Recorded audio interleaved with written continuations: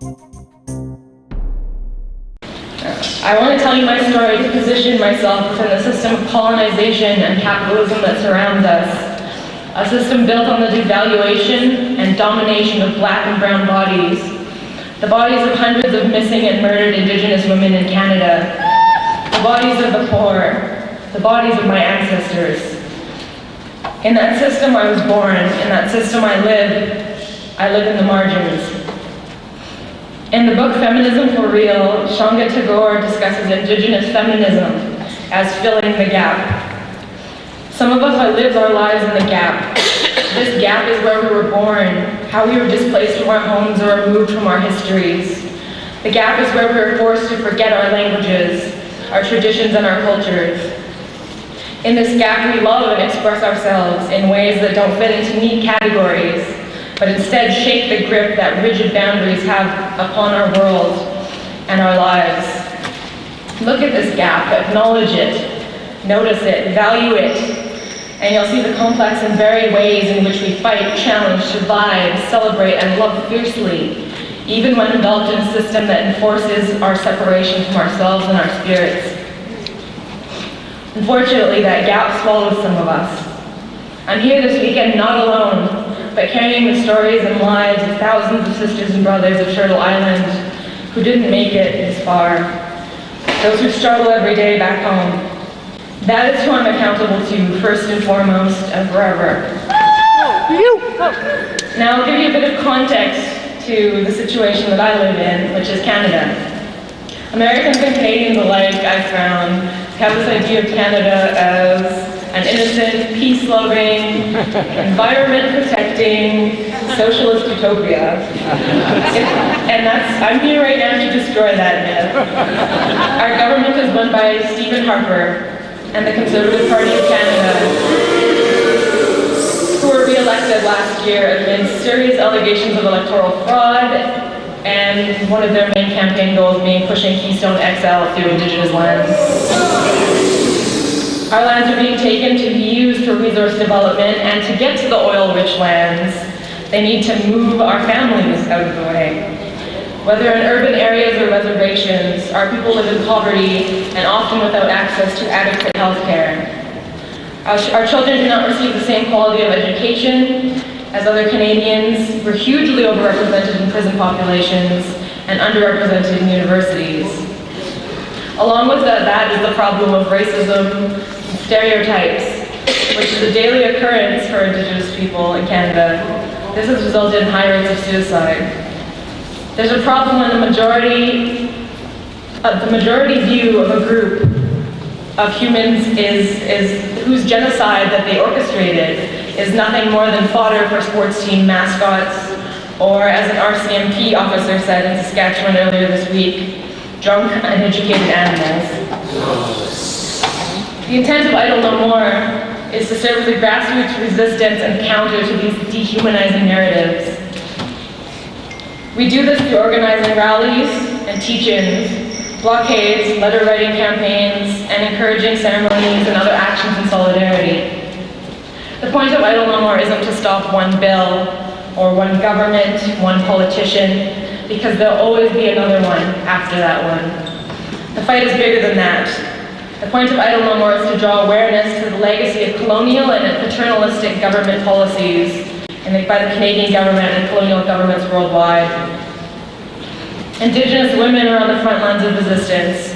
There's a saying where I come from: a nation isn't conquered until the hearts of its women are on the ground. Those of us who are alive today aren't weak. We're the product of the best of our ancestors.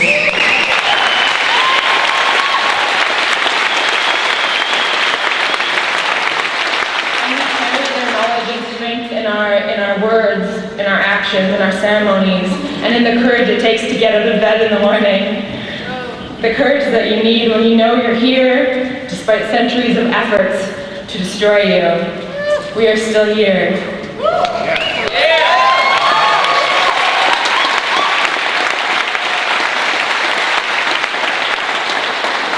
As an Indigenous woman, choosing to wake up in the morning, choosing to believe that you have a right to take up space and the right to a voice is a revolutionary political act. Canada is inflicting massive damage on a worldwide scale via our expansive mining industries. This is not only oil and gas mining, but mining for gold, copper, potash, coal. Unless you think that Canada is the exception, the populations most directly and permanently affected by climate change projects worldwide are Indigenous people. Idle No More represents a turning point in our history. It's nothing new, it's something that's been around, just not under the name Idle No More. It's been around under lots of different names, and most simply, Indigenous resistance. Those most vulnerable in our society are refusing to remain silent regarding the denial of our most basic human rights. Quite simply, for the Indigenous women who lead the campaigns worldwide, Idle No More isn't just activism.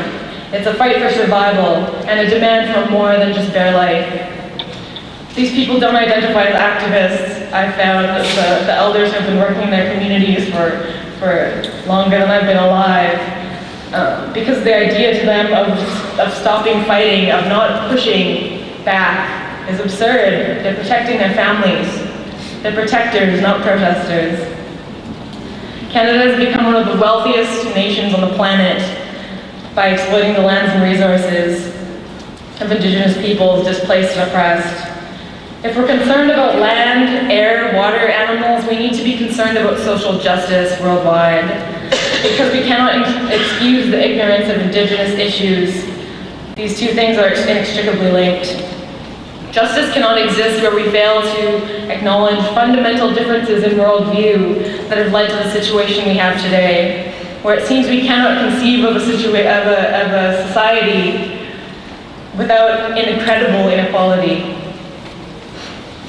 I've spent the past 2 years listening to the stories of people from across the world, and the more I hear, the more careful I am about my words. I'm recognizing how many others will never get to tell their stories to a group of people like this. It's not that the voices of marginalized groups are silent or absent. They've always been there, but forcibly silenced.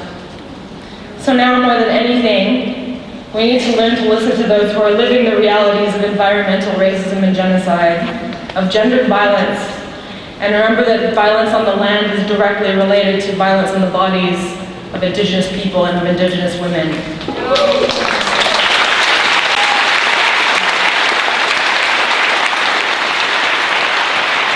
So I didn't know that Immortal Technique was going to say a poem, and so I also have a poem. Don't judge me.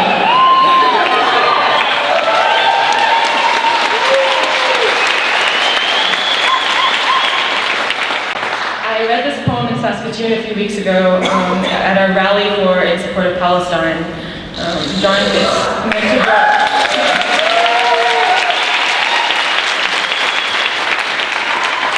It's meant to draw attention to the parallels between the situation of Indigenous women in Canada and Turtle Island and Palestine. We're half the world but carry the rest on our backs.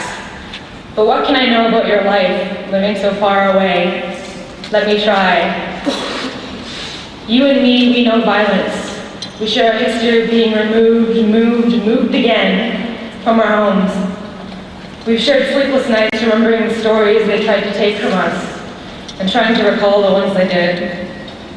You and me, they say us as passive and weak, as disposable and unintelligent, pawns in the politics of men, those of us who are forced to play backup, as if those boys simply grew from the ground. You and me, the voices we raise are so often silenced, pushed to the margins, as they say. Our revolution is for the nation. Put aside your personal problems. So this is for Iman, a 13-year-old girl shot 17 times by an IDF soldier in 2005. And for Sarah, the wife that soldier went home and killed 2 years later. Tell me again about your revolution. This is for Anna May, a Mi'kmaq activist executed point blank on Pine Ridge. Her body left in the snow to freeze, the voice that had grown a little too strong. Tell me again about your revolution. This is for the Palestinian women in refugee camps, the 53% forced to endure labor and give birth on a dirty floor. Tell me again about your revolution. For the women who never left their houses until the day they were carried out. Tell me again about your revolution. This is for the women who were raped and told that speaking out will harm their community, so it's best to suffer in silence. Tell me again about your revolution.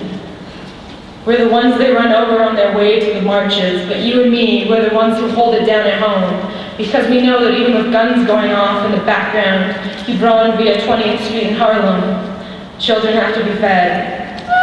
We're the ones who lead the charge in the streets, Intifada and idle no more, and we refuse to return home as slaves. This is for the Arab women's groups who fund schooling, and for the girls who have the courage to learn. You and me, we're the nation. This is for the mothers and daughters leading movements from the grasslands to Gaza. You and me, we're the resistance. This is for the women who are afraid to speak, but do it anyway. You and me, we're the revolution. Thank you.